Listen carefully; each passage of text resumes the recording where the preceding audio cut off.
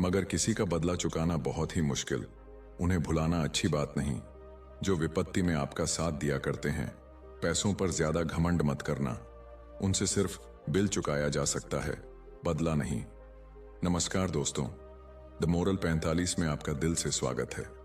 दोस्तों, बूढ़े गिद्ध ने बताया कि जीवन में इन 4 लोग पर कभी भी भरोसा मत करना, क्योंकि ये 4 लोग दूसरे के स्त्री और धन को देखकर नीयत खराब कर लेते हैं। दोस्तों, इस कहानी के माध्यम से जानने की कोशिश करते हैं कि वे 4 लोग कौन हैं जो दूसरे के स्त्री और धन को देखकर नीयत खराब कर लेते हैं। तो चलिए दोस्तों, आज की कहानी को शुरू करते हैं।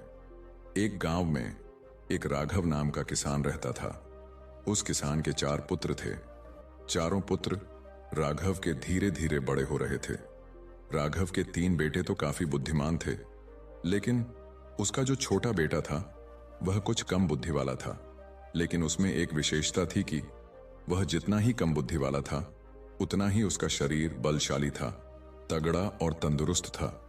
उस किसान के दिमाग में एक विचार आया कि मेरे तीनों बेटे तो काफी बुद्धिमान हैं, वे अपना जीवन किसी ना किसी तरह से काट लेंगे, लेकिन मेरा छोटा पुत्र कम बुद्धि वाला है। उसकी जीविका के लिए मुझे बड़ी चिंता हो रही है। फिर काफी सोच विचार के बाद वह इस नतीजे पर पहुंचा कि क्यों ना मैं अपने इस छोटे पुत्र को पहलवानी सिखा दूं। वैसे भी इसका शरीर देखने में पहलवानों जैसा है। अब तो उस किसान ने अपने छोटे पुत्र को पहलवानी करवाना शुरू कर दिया। उसे बहुत अच्छी अच्छी पहलवानों की खुराक मिलती थी। अब तो किसान का छोटा पुत्र बहुत जल्दी ही बड़ा ताकतवर हो गया। प्रतिदिन कसरत करता था, दौड़ लगाता था और पहलवानी के जो गुण थे उन्हें सीखता रहता था। वह हर दिन नए नए दांव पेंच सीखता था। इस प्रकार धीरे धीरे समय निकलता गया। किसान राघव ने अपने बड़े तीनों पुत्रों का विवाह कर दिया। जब किसान के पुत्रों का विवाह हो गया तो 3 पुत्रों की जो स्त्रियां थीं वह भी किसान के छोटे बेटे से दिन रात जलने लगीं। मन में सोचने लगी कि यह छोटा वाला देवर कुछ काम धाम तो करता नहीं है, पूरे दिन पहलवानी करता है और अच्छी अच्छी चीजें खाता रहता है, और हम और हमारे पति तीनों काम धंधे में लगे रहते हैं और यह बैठे बैठे मौज उड़ाता है। यही सोचकर राघव की तीनों बहुओं ने अलग होने के लिए विवाद खड़ा कर दिया।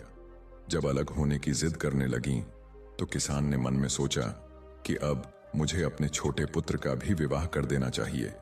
यही सोचकर उस किसान ने एक बड़ी सुंदर और विद्वान कन्या की तलाश की और उस कन्या के साथ अपने छोटे पुत्र का विवाह संपन्न करा दिया। उस पहलवान की पत्नी इतनी सुंदर थी कि उस पूरे क्षेत्र में कोई भी स्त्री उसके समान सुंदर नहीं थी, और सुंदर होने के साथ साथ वह बड़ी विद्वान थी। उसे 14 विद्याओं का ज्ञान था। अब विवाह होने के बाद चारों पुत्रों को किसान ने अलग अलग कर दिया ताकि घर में किसी बात को लेकर विवाद ना हो। जब चारों बेटे अलग अलग हो गए तो किसान के 3 बड़े बेटे काफी बुद्धिमान थे, इसीलिए वे तीनों अच्छी तरह से कमाने खाने लगे।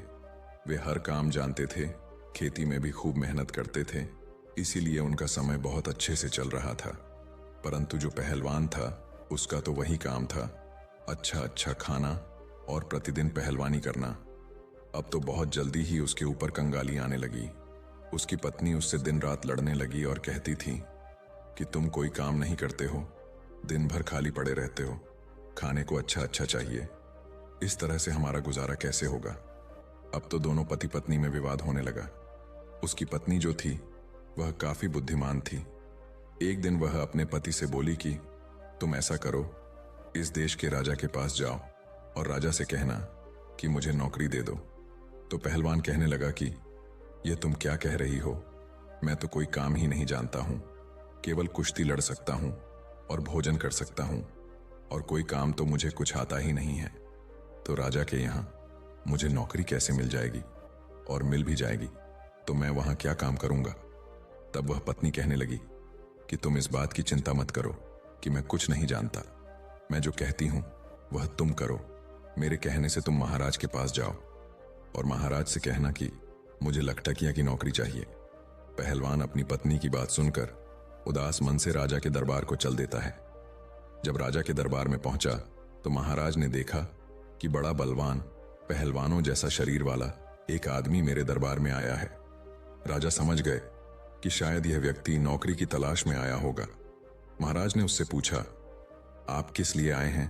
तो वह कहने लगा, महाराज, मुझे नौकरी चाहिए। राजा ने पूछा, अच्छा ठीक है, आप हमें बताओ कि आप करोगे क्या, आप क्या कर सकते हो? तब वह पहलवान कहता है, महाराज, जो काम आपसे नहीं होगा, जो काम आपकी सेना से नहीं होगा, किसी मंत्री से नहीं होगा, वह काम मैं करूंगा, परंतु इसके बदले में मैं आपसे 1,00,000 रोज का वेतन लूंगा। राजा कहने लगा, तो अच्छा, लखटकिया की नौकरी करोगे? वह पहलवान कहने लगा, जी महाराज। राजा ने अपने मंत्रियों से विचार विमर्श किया और कहा, देखो तो जरा, क्या हमसे पहले कभी किसी राजा ने किसी लखटकिया को नौकरी पर रखा है या नहीं? अब तो राजा के मंत्री ने जब पुराने दस्तावेजों में देखा तो उन्हें पता चला कि महाराज के पिता ने ही एक लखटकिया को रखा था। मंत्री कहने लगा, महाराज, आपके पिता ने भी एक लखटकिया को नौकरी पर रखा था। अपने मंत्री की बात सुनकर राजा ने कहा, तो ठीक है, हम भी अपने यहां एक लखटकिया को रखते हैं।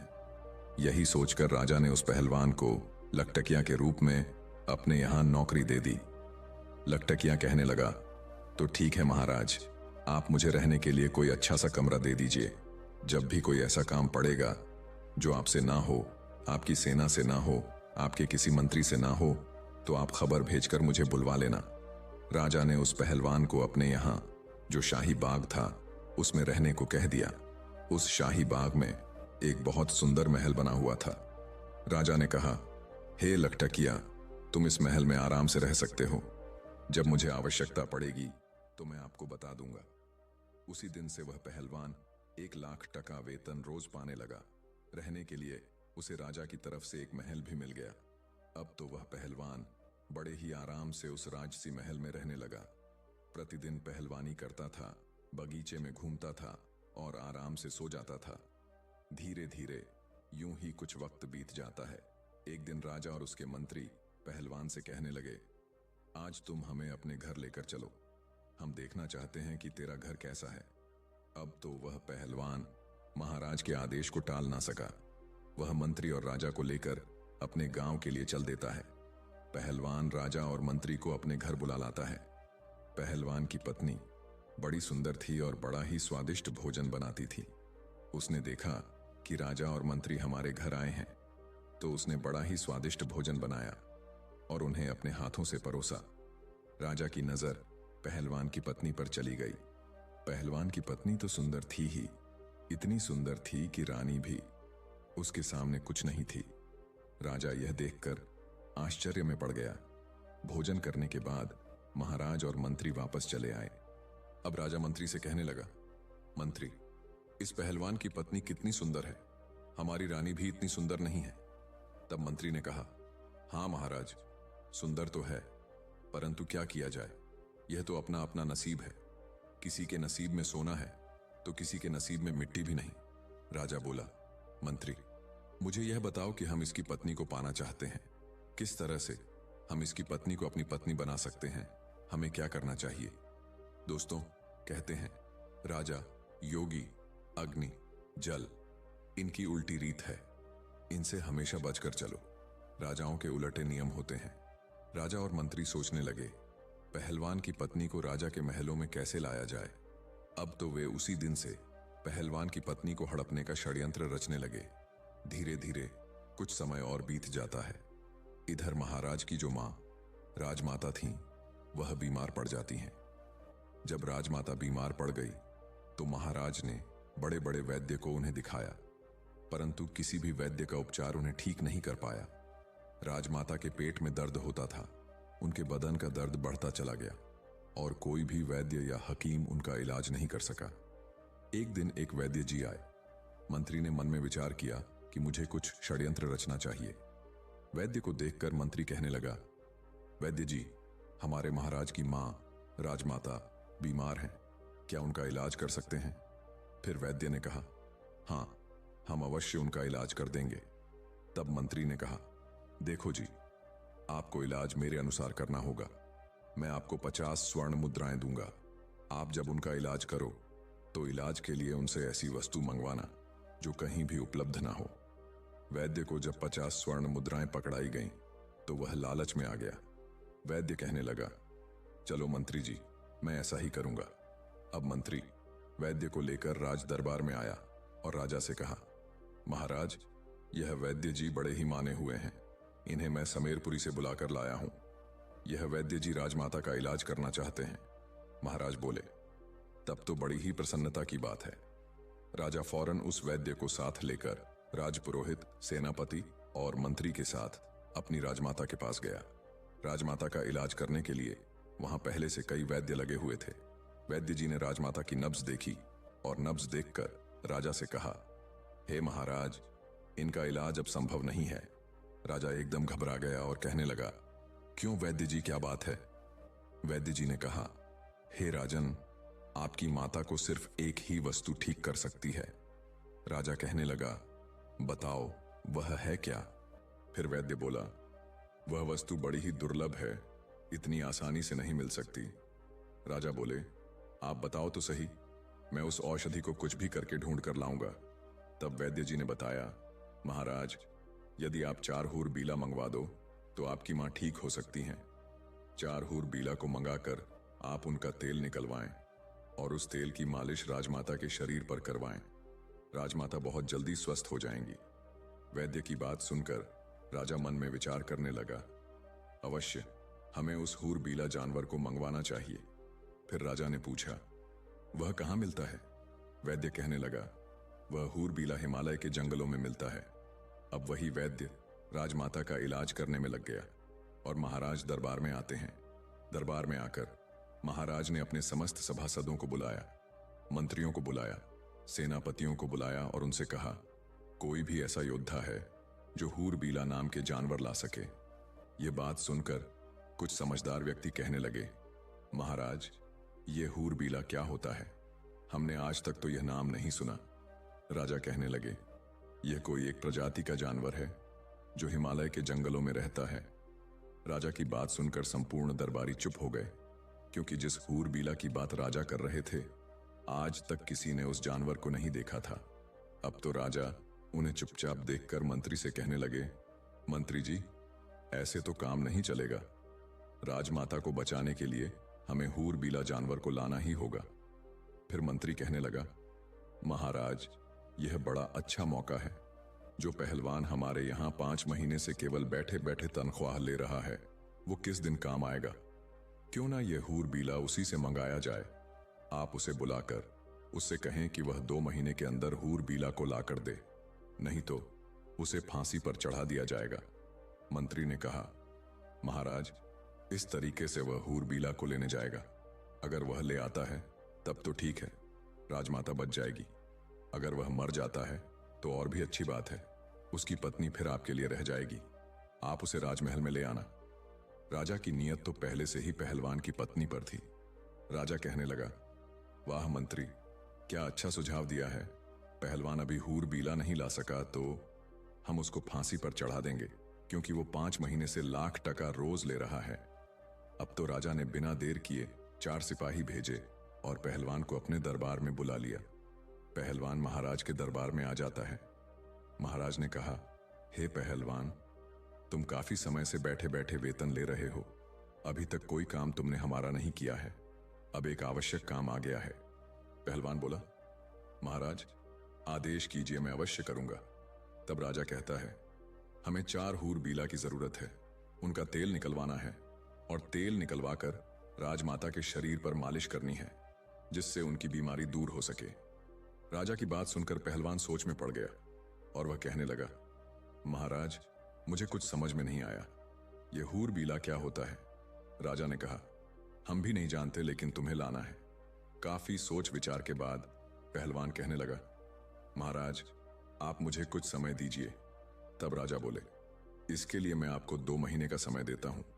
यदि आप 1 महीने में हूर बीला को नहीं ला पाए तो आपको फांसी पर चढ़ा दिया जाएगा। पहलवान महाराज की बात सुनकर घबरा जाता है और अपने बगीचे में आता है। मंद बुद्धि का तो वह था ही, मन में विचार करने लगा कि चलो देख लूंगा, अगर कहीं मिलेगा तो हमारे पास 2 महीने का समय है। इस प्रकार 4 दिन का समय तो वह वहीं पर निकाल देता है।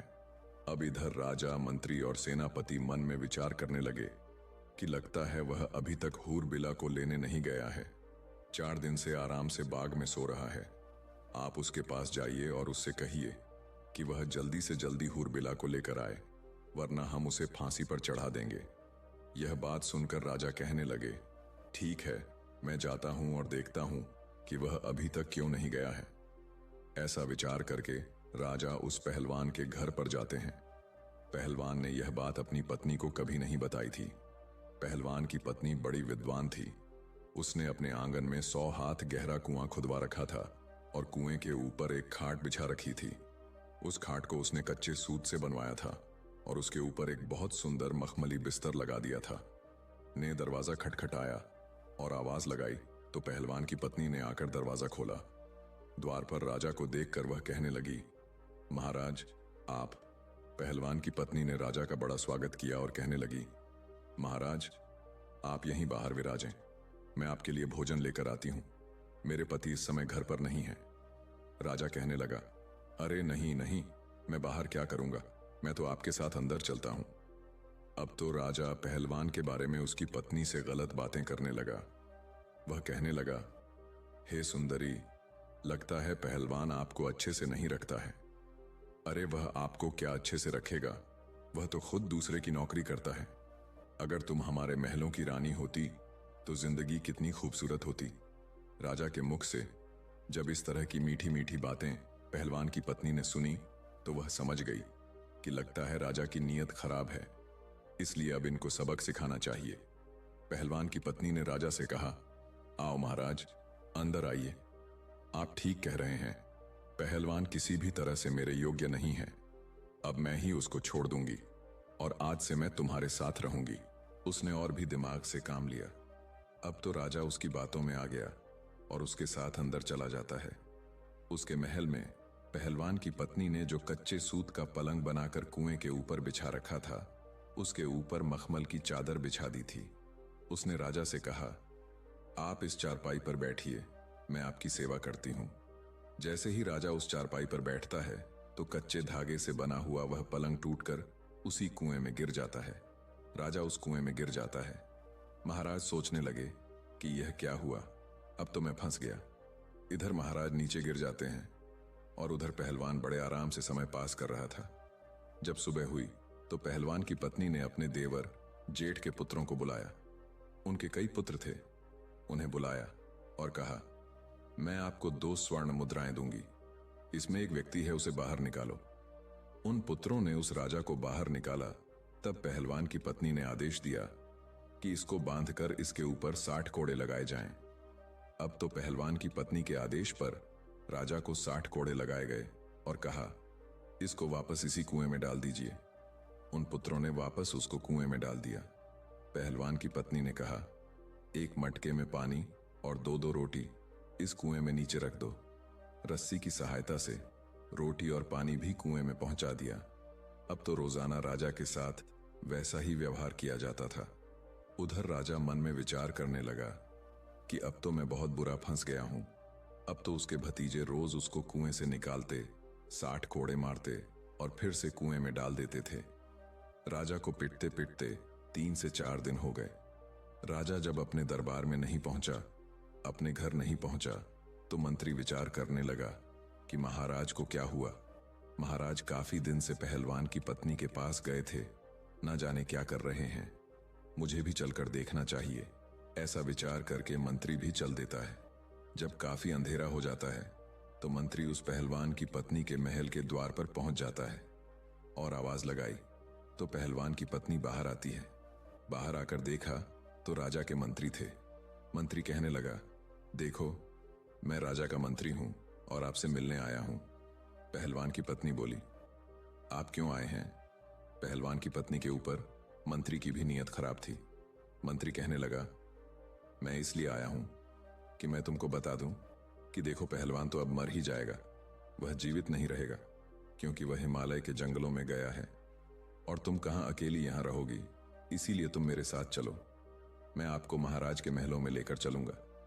पहलवान की पत्नी ने जब मंत्री की बात सुनी तो वह उसके दिमाग को भी समझ गई। उसने फिर से दिमाग से काम लिया और कहने लगी, आप मेरे साथ आइए। इस प्रकार पहलवान की पत्नी मंत्री को बुलाकर अंदर ले गई और उसी खाट पर, जिस पर कच्चा सूत लगा हुआ था, मंत्री को बैठा दिया। मंत्री जैसे ही खाट पर बैठा तो एकदम से कुएं के अंदर गिर पड़ा और राजा के ऊपर जाकर गिरा। राजा देखकर कहने लगा, मंत्री जी, तुम यहां कैसे? तब मंत्री ने कहा, महाराज, आप यहां कैसे?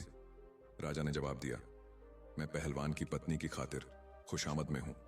अब तू भी आ गया है तो और भी अच्छा हुआ। इधर जब सुबह हुई तो पहलवान की पत्नी ने अपने जेठ के पुत्र और अपने कुटुंब के जो पुत्र थे उन्हें बुलवाया।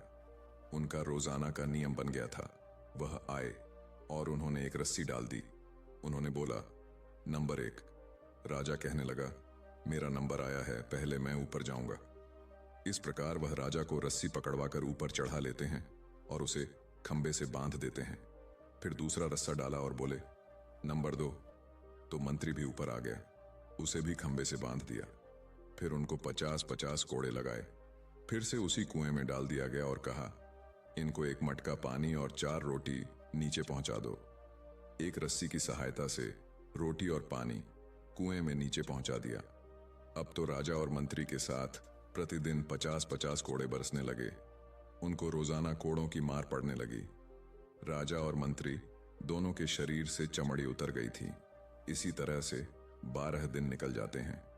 इधर राजा के सेनापति ने विचार किया कि राजा को ढूंढने के लिए मंत्री गया था, वह भी लौटकर अभी तक नहीं आया। मुझे भी चलकर देखना चाहिए कि उनके साथ आखिर क्या हुआ है। वह तो पहलवान की पत्नी के पास ही तो नहीं रुक गए, ना जाने क्या कर रहे हैं। यह विचार करके सेनापति भी चल देता है।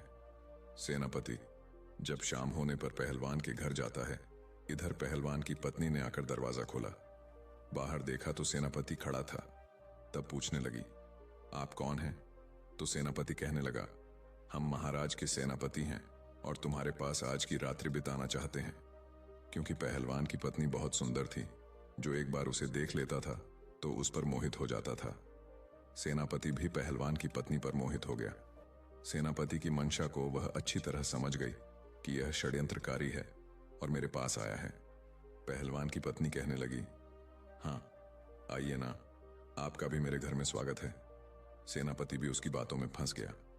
सेनापति ने सोचा, अब तो यह मेरी पत्नी होकर रहेगी। लेकिन पहलवान की पत्नी बड़ी विद्वान थी। उसने सेनापति को भी उसी खाट पर बैठने को कहा और जैसे ही वह कच्चे सूत की खाट पर बैठा तो वह भी नीचे कुएं में गिर गया। उसमें राजा और मंत्री तो पहले से ही पड़े हुए थे। जब राजा ने और मंत्री ने सेनापति को देखा तो कहने लगे, सेनापति तुम?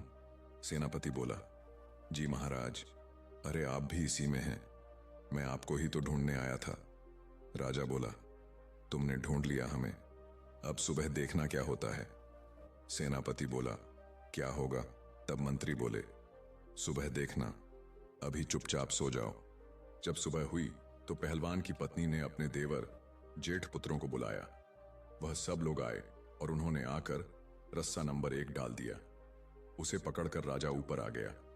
राजा को रोज की तरह खंभे से बांध दिया। फिर दूसरा रस्सा डाला। मंत्री भी उसे पकड़कर ऊपर आ गया। इसी तरह से तीसरा रस्सा भी डालकर सेनापति को भी ऊपर निकाल दिया।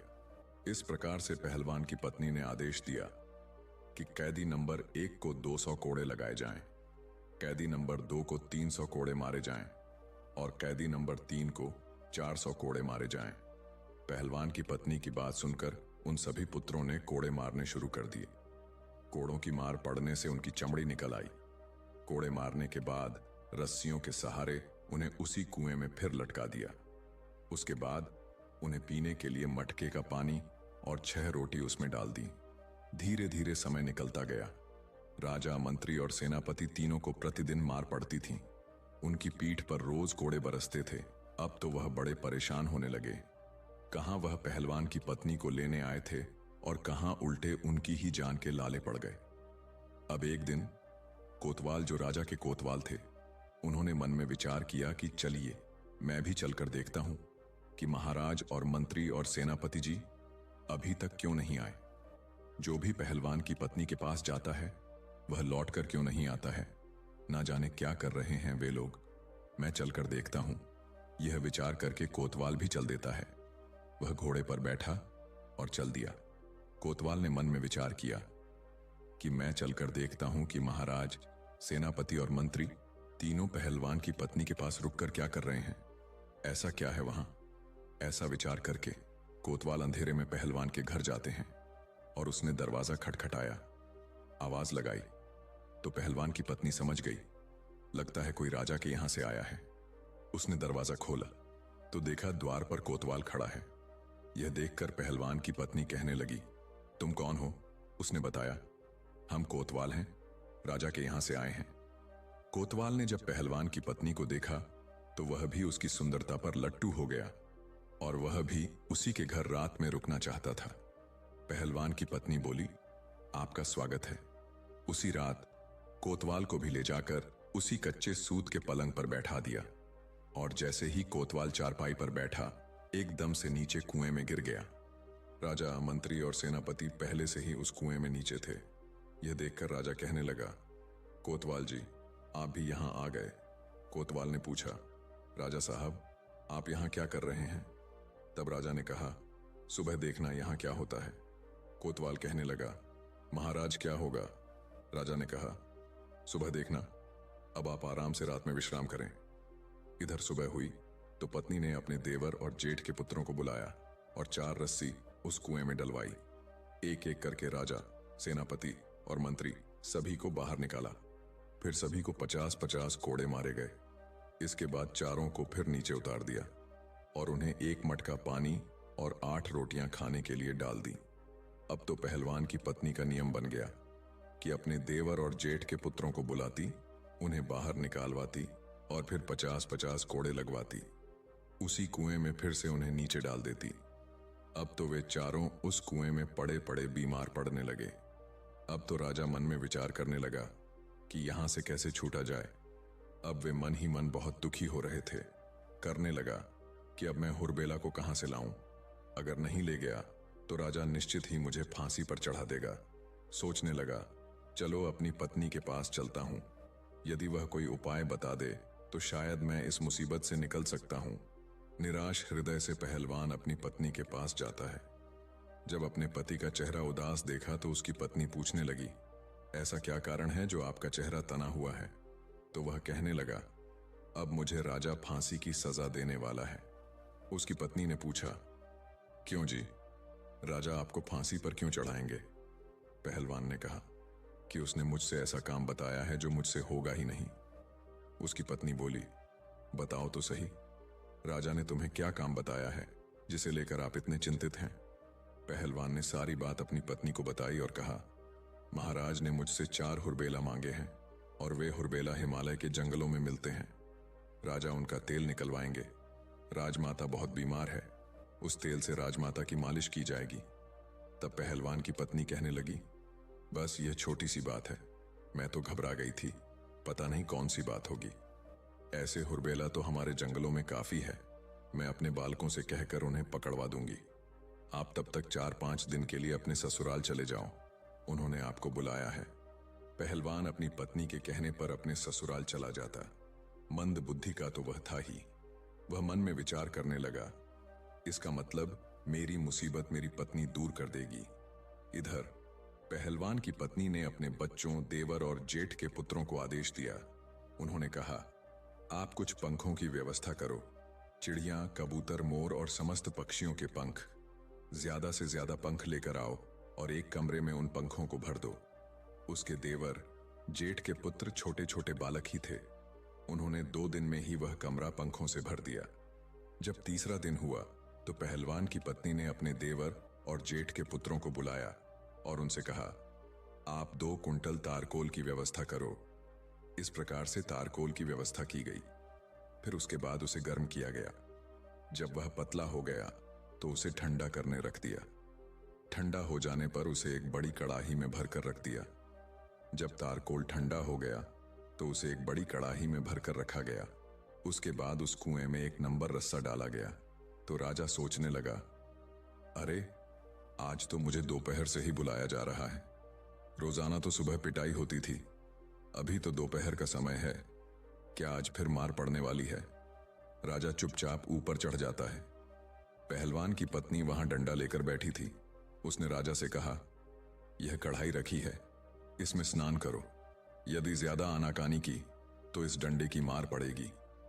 राजा चुपचाप डर के मारे उस तारकोल से भरी खड़ाई में घुस जाता है। जब वह बाहर निकला तो संपूर्ण शरीर पर तारकोल लिपट गया। पहलवान की पत्नी बोली, इस कमरे में जाइए और इसमें आराम से लेट जाइए। राजा को उस कमरे में भेज दिया गया जिसमें हजारों पक्षियों के पंख पड़े थे। राजा जैसे ही उस कमरे में लेटा तो पक्षियों के सारे पंख उनके शरीर से चिपक गए। राजा जैसे ही उस कमरे में लौटे तो पूरे शरीर से पंख ही पंख चिपक गए। इसके बाद राजा को एक लोहे के खूंटे से बांध दिया। इस तरह से नंबर 2 रस्सा डाला गया। मंत्री को बुलाया गया। मंत्री सोचने लगा, अब मुझे बुलाया जा रहा है। राजा साहब अभी तक नीचे नहीं आए। हो सकता है उन्हें छोड़ दिया हो। लगता है आज हम सबको रिहा किया जा रहा है। तो मंत्री बड़ी जल्दी जल्दी ऊपर चढ़कर आता है। ऊपर चढ़कर जब आया तो देखा कि पहलवान की पत्नी डंडा लेकर बैठी हुई है। मंत्री से कहा, चलो इस कढ़ाई में स्नान करो। मंत्री गिड़गिड़ाया, परंतु पहलवान की पत्नी ने उसे बलपूर्वक उस कढ़ाई में गिरा दिया। जैसे ही कढ़ाई में मंत्री जी गिरे तो वह भी कोलतार में पूरी तरह से नहा गए। संपूर्ण शरीर काला हो गया, पूरे शरीर पर तारकोल चिपक गया। फिर उसके बाद मंत्री को भी उसी कमरे में भेजा गया जिसमें पंख पड़े हुए थे और उनसे लेटने को कहा गया। जाकर उस कमरे में सो जाओ। जैसे ही मंत्री उस कमरे में जाकर लेटा तो पूरे शरीर पर उसके पक्षियों के पंख चिपक गए। मुंह पर, कान पर कहीं भी कुछ दिखाई नहीं देता था। इसके बाद उन्हें भी एक दूसरे खूंटे से बांध दिया। इसी तरह से चारों को निकाला गया और तारकोल में स्नान कराया। उसके बाद कमरे में भेजकर उन्हें लिटाया गया। चारों के शरीर से पक्षियों के पंख चिपक गए। फिर चारों को अलग अलग लोहे के खूंटे से बांध दिया गया। इस प्रकार से जब 4 दिन बीत गए, उधर वह पहलवान अपने ससुराल से लौटकर आता है और आकर अपनी पत्नी से कहता है, अब बताओ कि वह हुर्बला कहाँ है। मुझे महाराज से डर लग रहा है। 2 महीने का समय पूरा होने वाला है, नहीं तो राजा मुझे पूरे परिवार सहित फांसी दे देगा। तब उसकी पत्नी बोली, आप इतना क्यों घबरा रहे हो? देखो, मैंने पहले ही आपकी व्यवस्था कर दी है। चारों हूरबिला अंदर बंधे हैं। पहलवान ने देखा कि बड़े ही विचित्र 4 जानवर बंधे थे। देखने में इंसान जैसे लग रहे थे। शरीर काला था। जगह जगह पर पूरे शरीर में रंग बिरंगे भांति भांति के पंख लगे हुए थे। अब तो पहलवान बड़ा प्रसन्न होता है। पहलवान की पत्नी बोली, आप इन्हें ले जाइए और एक डंडा लेकर जाना। यदि इनमें से कोई भी रास्ते में उत्पात करता है तो उसे डंडे से पिटाई कर देना। ये बड़े सीधे हैं, चुपचाप चले जाएंगे। पहलवान प्रसन्न मुद्रा में चारों को पकड़कर उन्हें लेकर चल देता है और अपने हाथ में एक बड़ा सा डंडा लेकर उनके पीछे पीछे चलता है। इधर मंत्री और राजा विचार करने लगे कि यदि हम इससे भागने की कोशिश करेंगे तो यह बड़ा पहलवान है, हमें उठा उठा कर पटक देगा और हमें मार भी सकता है। इसीलिए चुपचाप इसके साथ चलने में ही भलाई है। जब वह पैदल उन्हें लेकर आया तो अपने बगीचे में आ गया। शाम का वक्त था। मन में विचार करने लगा कि इन्हें सुबह महाराज के दरबार में पेश करूंगा। अब मैं आराम से सो जाता हूं। उन चारों को एक कोठरी में बंद कर देता है और एक कमरे में बंद कर दिया। अब राजा, मंत्री, कोतवाल और सेनापति विचार करने लगे कि यदि सुबह पहलवान ने हमें दरबार में पेश किया तो फिर रानी हमारा तेल निकालवा लेगी, क्योंकि उन्हें भी शीघ्रता है राजमाता को ठीक कराने की। राजपुरोहित कल ही हमारा तेल निकालवा देंगे, अर्थात अब हमारी मृत्यु निश्चित है। इसलिए कोई उपाय कीजिए। यदि तेल भी नहीं निकलवाया तो संपूर्ण शहर में हमारी हंसी हो जाएगी। तो राजा कहने लगे, इस कमरे से गुप्त सुरंग हमारी रानी के महल तक जाती है।